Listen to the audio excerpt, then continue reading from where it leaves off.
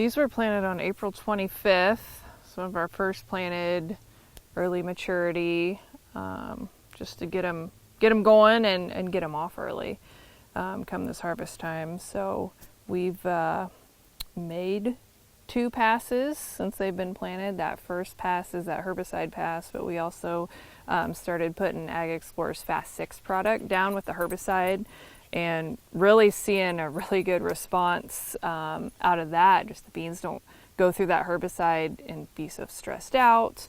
And then we came back at that R2, R3 time and put on another quart of Fast 6, and we also added a quart of octane along with the fungicide and insecticide.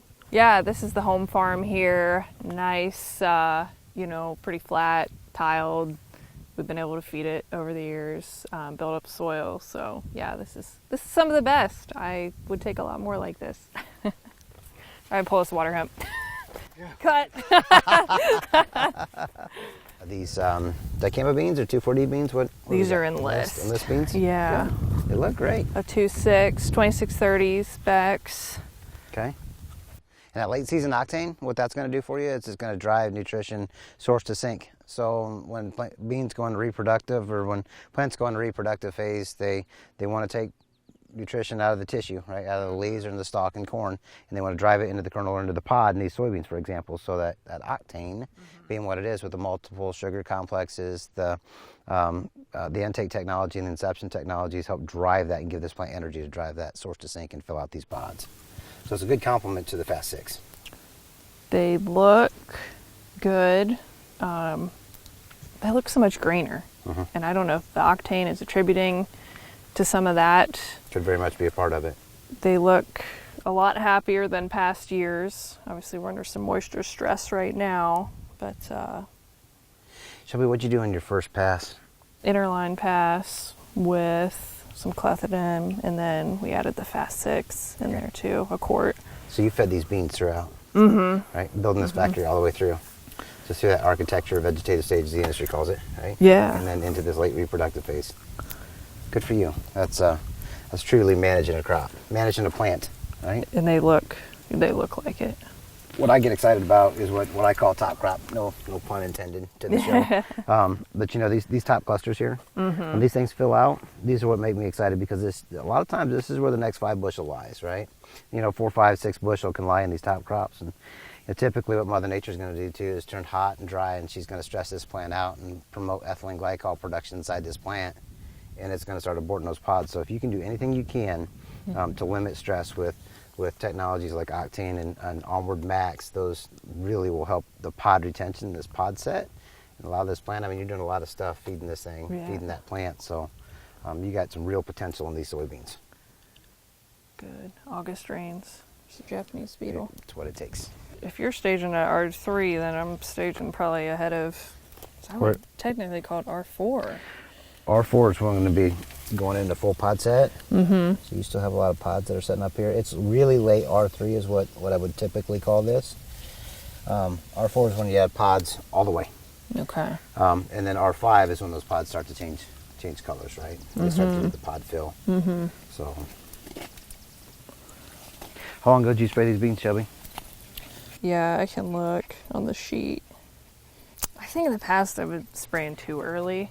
And we've kind of waited around a little bit, drug our feet, especially with this last chunk, to try to get him a little farther along.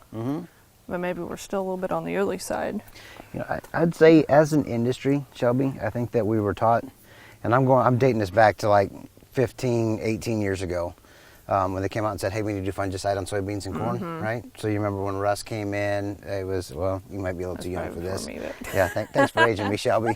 But you know what, when Russ came in, all of a sudden we had to make another fungicide pass. And they talked about on soybeans hitting them at R3. And as an industry, we got used to doing it at R3, and I'm here to contend that I think that we pushed that a little bit too late on average. I think we need to spray that fungicide in front of stress events. Okay. Because fungicides obviously do more than just control fungus, right? They help with overall plant health. But I think that an R2 application followed by that R4 4.5 to R5 application. I think it's the best way to manage beans if you're really pushing beans. Okay. I'm one now that most of my fungicide goes on at R2. Okay. Right. And then if disease is still present, come that late season application, I'll put a generic. It's a little fun fact for you. When soybeans get in situations like this where it's too hot, what they do is they tend to flip over and they start bringing the backside of the leaf out, right? So what you'll find a lot of, and I noticed, I don't know if it's when we first walked in here, if that was some chemical burn, but I noticed some brown on the leaf. What it'll do is it'll give sun scald, because the back side of this leaf is a thinner cuticle than the top side, and that sun scald will burn through that and it'll show it on the other side, the main side, right? It's got the waxier cuticle. So, fun little fact. And you know, when you think about that translocation process late in season, when you've got an opportunity to go a shorter distance, you're probably gonna be more efficient with it. That makes sense. So I love seeing beans like this. They just don't grow tall like in Corey's area, so I could try all I want, but I mean, this is decently tall, don't you think? Do you have any SDS issues? We normally don't see too much. Is that what that is? When you see this, when it'll turn chlorotic and then necrotic on the inside, a lot of times that's a telltale sign of SDS, which moves with tillage. So it's actually one of the prettiest diseases I've ever seen if you can actually find it. Yeah. So if you can dig it up and find it on the root system, it's a neon blue fungus. Okay. And it's detrimental to yield. I mean, obviously I just picked this off of one plant, so I'm not going to sit here and say that you got an SDS issue by any means, but it is a pretty disease if you can actually see it. I didn't know that blue. Yeah, it's neon blue. It's like the blue on your bag. Learned that in diseases, but forgot about that. Huh. Yep. Yeah. Well, it'll have a lesion alongside the main root, the trunk of the root underneath the ground, and you'll be able to find it. It's neon blue. I don't see anything in here that makes me panic, Shelby. These beans actually look really good. I love seeing this, like this cluster right here. I mean, look at this dude, just stacked. Yeah. Stacked and branched. That's great. Not a lot of four-beaners. I like short beans. They're easier to walk in. Not a lot of four-beaners. A lot of threes. Shelby, do you see a difference in your genetics from the threes and four beans? Not that I've noticed. Is it more weather dependent for you? I would say more weather dependent. Yeah, that's what I see too. Let's go look at corn. Yeah. I want to see corn. Maybe we'll go look at field we're going to fly, because then if there's any goodies, maybe we could add. Because right now the plan's just Veltima. Let's go see it.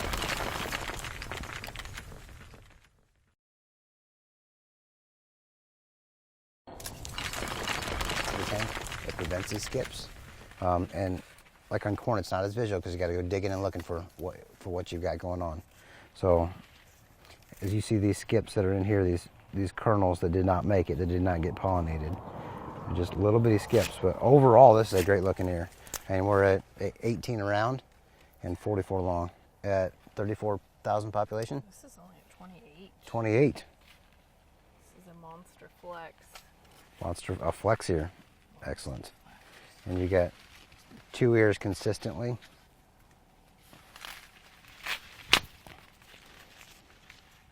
This one's 16 around. So the second ear, okay, you can see that this one's 18 by 44. I didn't count the length on this one, but this one is 16 around. If this plant carries both of these ears, even at 28,000, you've got a good yield out here. So this is the field your drone crashed in, huh? So the question is, do I fly the last half? I mean, we're not at total brown silk. No, you still have opportunity to put fungicide and onward max on this.